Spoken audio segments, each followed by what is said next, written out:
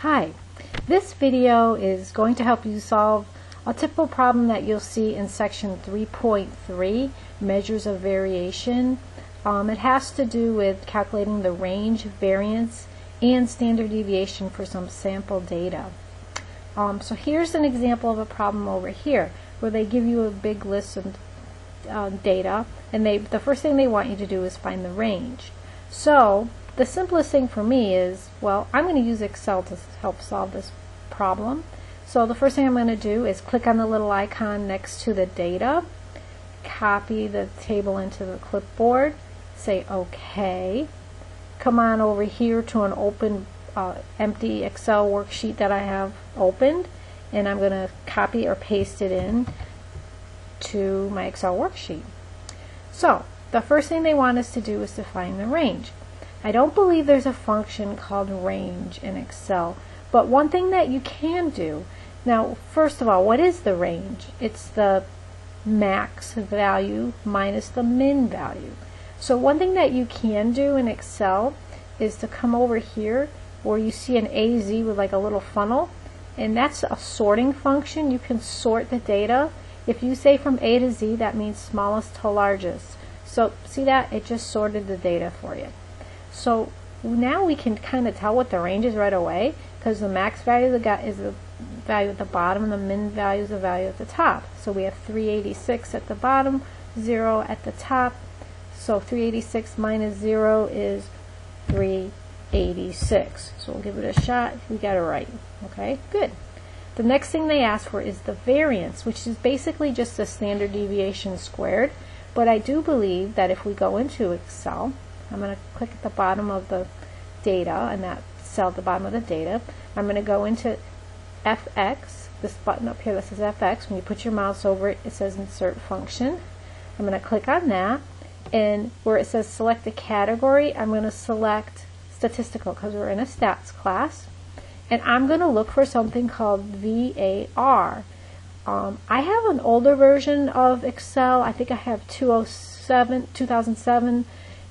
You guys, I think we might have 2010 at school. So you would want, I believe in 2010, it would say var.s, which means sample. So you would want the var.s. But in this older version of Excel, I just have var, so I'm going to select var. So you would be selecting var.s. Okay, it says estimates the variance. You say OK. And it's smart enough to know, because I clicked on the cell at the bottom of the data, that, oh, you must mean all this stuff above where you left off. And that is the data from cell A1 here to A15 here. So A1 colon A15. And look right here. Here's your variance right there. It's 11,353. Round to one decimal point, 0.8. So it's 11,353.8. And you check the answer, you cross your fingers, check the answer, well done. Now they want the standard deviation. So I could come back over to Excel, I'll hit cancel on that, and I'll go back up to the FX. And this time I'm looking for standard deviation. What is standard deviation? It's a measure of how much the data varies around the mean. So it's like how much the data varies, really. So I'm going down, I'm scrolling down, I'm looking for STDEV. I gotta go a little more. And I believe if you have 2010 Excel, you've got to look for STDEV.S. Okay, so mine's just STDEV, but you probably want the .S. You say OK. And it's smart enough to know again that you must mean those 15 cells above. And look what I got here. I got 106.6. Let me try that. 106.6. I click check answer, and I got that right. Now what? Oh, one of these questions. Is the lowest duration time unusual? So what is this giving? This is giving duration of flights of a space shuttle program. So one of them was 0. I guess they never got off the ground.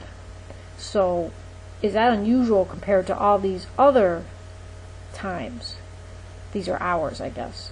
And you say, yeah, it looks, because the next lowest one looks like 71 hours. So we got 0 way down here. So is it unusual? I would say yes. How come? So it's because the lowest value in a data set is usually an outlier? I don't think so. Yes, because it is more than 2 standard deviations below the mean.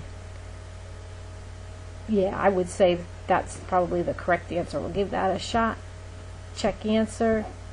Correct. And I think we're done with that problem. I hope it helped.